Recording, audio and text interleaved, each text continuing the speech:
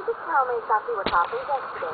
Yesterday evening, we were on our way back to Belfast, and one of the attendants was going through the cabin asking individuals if they were getting off of Belfast, and when they said yes, they were, he was explaining to them that there was actually an attack and an attempted hijack on the train previous, and that the police had shut the railways down, so we were going to be diverted and put onto a bus in Newry, and then be driven back to Belfast. So it just really sent like a panic through the cabin, and I don't know if the guy should have said, you know, what was going on, if it made it worse that we found out that information, but people were just kind of nervous to get on the bus, and maybe we would be attacked, or we just didn't know. We were just so confused, and it was just really confusing. And had you been in Dublin, or where had you been? Yeah, I was in Dublin. I was actually, training for work. So I had a really good day. I was there on business and had some dinner and, got the last train back. And I was a little bit, nervous about getting back because when I took a cab ride to the train, the taxi cab driver was, really on edge and didn't really want to drive me to the train station and was explaining that I may not be able to get a cab back. So just things like this that I'm just like, well, I can't believe just because it's marching that this is really what's locking the city down and putting such a mindset in people to be on alert and just changing their whole routine, their daily routines.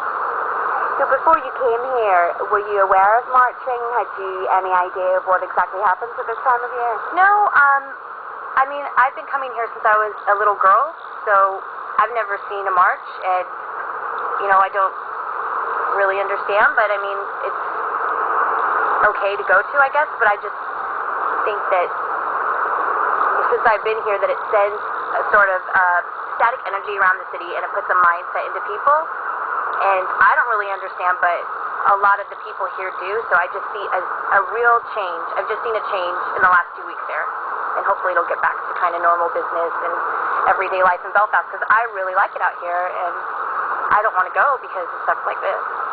But, I don't know. I hope this can work. So you are familiar to a certain extent with coming here, but were you under the impression before you came to live here that pretty much Yes. the peace process was happening and you didn't expect this maybe? Totally. I really have never encountered anything myself, so just to go through that was really strange, and all I thought about was my dad, telling me not to be in town on the 12th, and, that's good you're going to Dublin, but, just be careful when you get back in, and I'm just so tired of, hearing be careful and just this cautiousness in the city. I just think, people have been through so much, and it's just really time everybody really needs to move on. So if someone in America was to say to you about coming over, would you advise them against coming over at this time? Yes, unfortunately, would have to say yeah, because they haven't been through what I've been through. I kind of have a little bit of knowledge and a little bit of experience, so like when I had arrived in Belfast, I was getting my papers out, because I thought there was going to be a border check. It just really showed me, that I was coming back into a country, and I kind of knew what to expect. My dad, my friends are looking at me like, what are you doing? There's no more border points, or, it's over with. And then to have this happen last night, it was just so surreal. I really just couldn't believe it. And when you say there was sort of a sense of panic in the train, just explain what that was like. What were people saying? I demanded that we should be going back to Belfast, and that we should be protected. We should be reimbursed.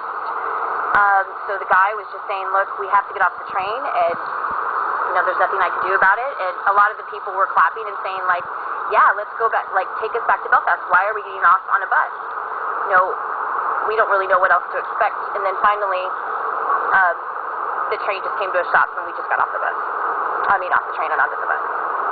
And what was the mood like then on the bus back to Belfast? Just really quiet. Nobody was saying anything.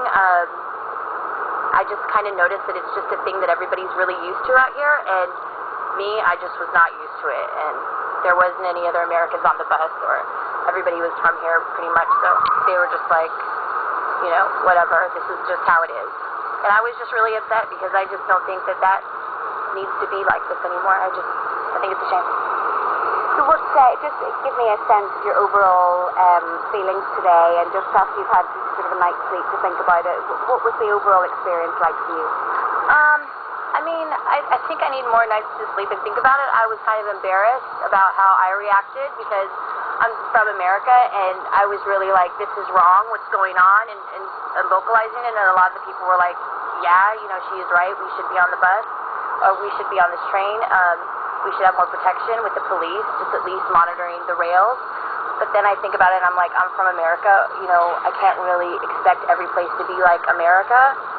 But I just really like the people in Belfast, and I'm not going to leave. I'm not going to be scared off, but I just really hope nothing else happens, because I just don't think... I felt like yesterday was like 5 million steps back into the past.